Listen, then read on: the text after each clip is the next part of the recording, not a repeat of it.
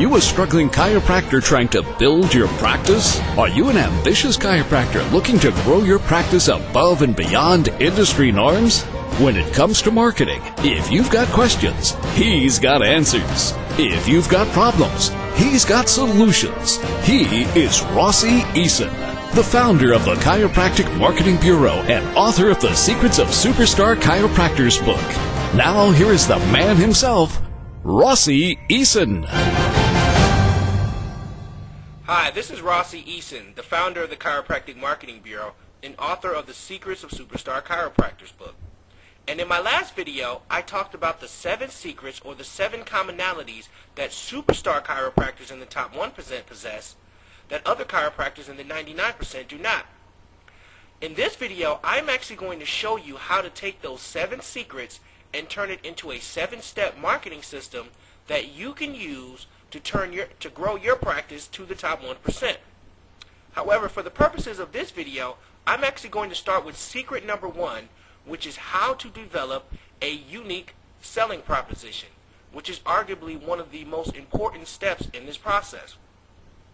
However, before I begin, I want to start out with a brief case study to show you what a good unique selling proposition looks like. Now, one of my clients, Dr. Jeffrey Solomon, actually runs a mobile chiropractic office. He actually has an RV that is fully outfitted like a mobile chiropractic office. As you can see here in this picture, you can see the inside of his RV. One of the things that he does is actually go around to different businesses and actually sets up a deal with them to be their on-site chiropractor. So he will actually pull up in his mobile RV, set up there in the parking lot, and he is actually their go-to chiropractor. Now, every other chiropractor in the world makes you go to them. As far as I know, he's the only chiropractor in the world that actually comes to you, and especially comes to you with a mobile chiropractic office. That's a unique selling proposition. That's why he's doing so well, and that's why he's in the top 1%.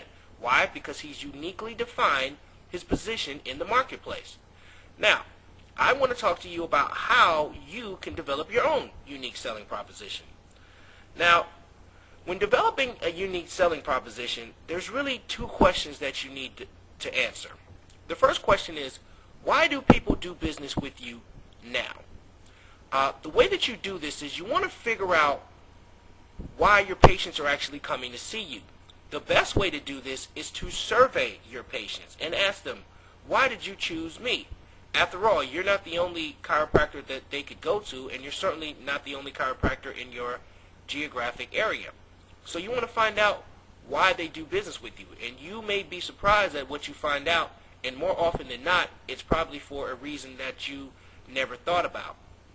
If you don't want to do this, you can actually have a member of your staff make the phone calls for you, which may even be even better because they'll tend to be more truthful with people that someone other than yourself, let's just say. So you want to find out, why do they do business with you now? Next, you want to find out, if they're not doing business with you now, why should they? Now, let me give you a hint. This must be something other than the fact that you're a chiropractor, or the fact that you're close, or the fact that you can be found in network, or whatever excuse that you can make up.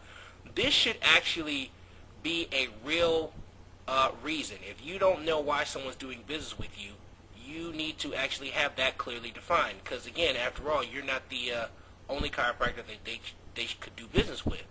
So not only do you have to find out why they want to do business with you, because they have the option to not only not receive chiropractic treatment in general, but why should they receive it from you? So if they're not doing business with you now, you need to have a clearly defined answer to why they should begin to do business with you. Okay?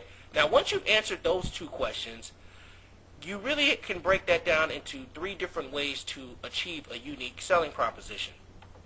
The first one is service differentiation. Now, I'll give you an example. One of my clients, Dr. Pruni, actually has his own chiropractic technique and methodology, which also serves as a weight loss program. He's figured out that the more flexible you are, the faster that people heal. He's actually taken his own concepts and programs and actually trademarked his own methodology. That's service differentiation, okay? That's how awesome is that for you to be able to tell your patients that, hey, this is something that that I made up and it's also been certified and approved, okay? That's service differentiation, okay? So you want to find out how can you provide your service in a way that is different or better than any other chiropractor that's out there, okay? Next is overall differentiation. Again, going back to the previous example in the case study, Dr. Jeffrey Solomon, in his mobile chiropractic office, he shows up like no other chiropractor does. Not only is he the only chiropractor that comes to you, he's the only chiropractor that you can find in a mobile chiropractic office, okay? That's overall differentiation, okay? Now, next is what I really want to talk about here is target and niche marketing. Now, there's many ways that you can achieve a USP. I think the easiest and the most effective way to do that is through niche marketing. So that's actually going to be the meat of this presentation. Now, what a niche is basically a small segment of the market. Okay, one of the things that I'm finding is that too many chiropractors are generalists. So for example, you'll hear chiropractors often say, well, and you may have even said this yourself, you know, I treat neck pain, back pain, arthritis, fibromyalgia, any kind of neck or spine injury from, you know, children all the way up to senior citizens. Well, that's way too broad. You're basically casting a general net for anybody that's out there. Okay, what you want to do is find small segments of the market and communicate to each segment individually. So, in order to do this, the first thing that you want to do is, if you're a chiropractor that's already in practice, you want to find out if there are some commonalities amongst your patients that you can hone in on and communicate to. For example, you may find out that, you know, 10% of your patients are plumbers, or maybe they, you know, work at a certain type of factory or involved in a certain type of industry. That is now a niche that you can now target, hone in on, and also expand, okay? Again, don't try to be just a general chiropractor to any and everybody, all right? The easiest way to do this, if you're looking at expanding, one of the easiest ways to do this is to get your hands on a resource called the Encyclopedia of Associations. Now, what the Encyclopedia of Associations is a reference book that lists just about every association in the country. And I will tell you right now that there is an association for every niche pretty much that exists, no matter how strange it would be. Okay, so for example, some examples of some of the niches that have association are Horse Lovers Association, the Left-Handed Association, the Single Mothers Association, American Motorcyclists Association, Christian Motorcyclists Association, the Arthritis Association, the Scoliosis Association, the National Plumbers Association, the Automotive Service Association. Okay, so those are just some of the examples of some of the different niches that are out there. Okay, now associations are great because they usually have all the industry data for that niche. Usually how many people exist in that niche, what kind of money's being brought in, what kind of hobbies are they doing. A lot of times they're the ones usually controlling a lot of what's going on in all of these demographic groups. They also usually offer mailing lists for their association members. They also have different outlets such as industry trade journals or a newsletter that they publish. They also have a website or an email newsletter that they publish. And all of these are marketing outlets that you can use to reach this specific demographic group. Okay? Now you want to start out by finding the national association and then finding the association for your state. Okay? Most associations are broken down from a national association, and then each state has its own association. So just to give you an example of how this would work, let's say you became the go-to chiropractors for plumbers. Okay? Plumbers tend to do a lot of bending down. They also have to use their back a lot for what they do. So not only do they stand a chance of getting injured more often, even if not, they know that the use of their back is important, because if they can't use their back, they can't do what they do. So you can become the go-to chiropractor for plumbers and say, hey, look, I understand your job. You're always underneath a toilet or underneath a sink. Here's some of the problems that causes over time.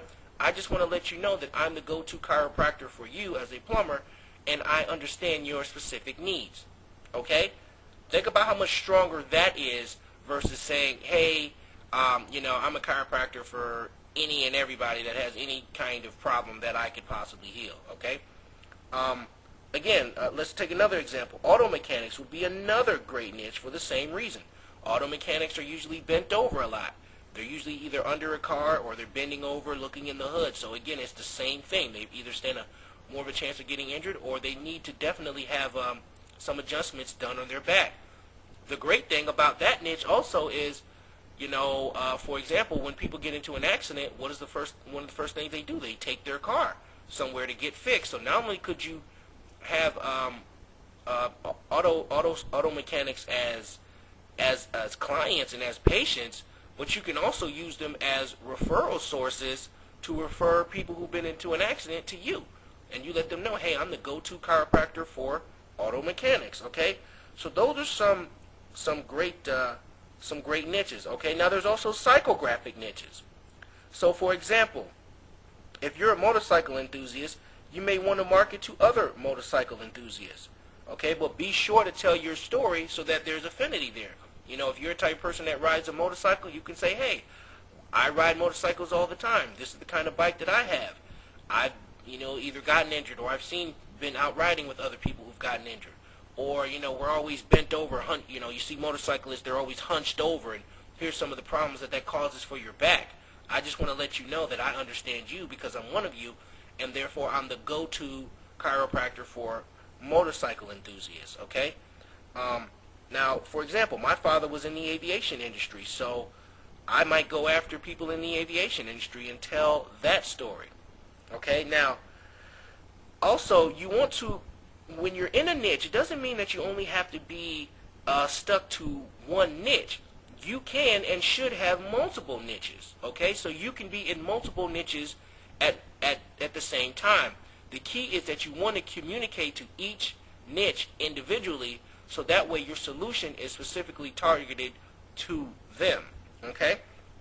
Now, with that being said, niching does not mean that you have to exclude someone who walks through your door that may not be in your target niche. It just means that as far as where you're going to spend your resources and time and money and energy, it should be in that niche, because you'll have you'll be a lot more effective by creating a laser focus and going after a specific group of people than you would in being a generalist. But again, you can be in multiple niches. It's better to be a big fish in a small pond than it is to be a small fish in a giant ocean.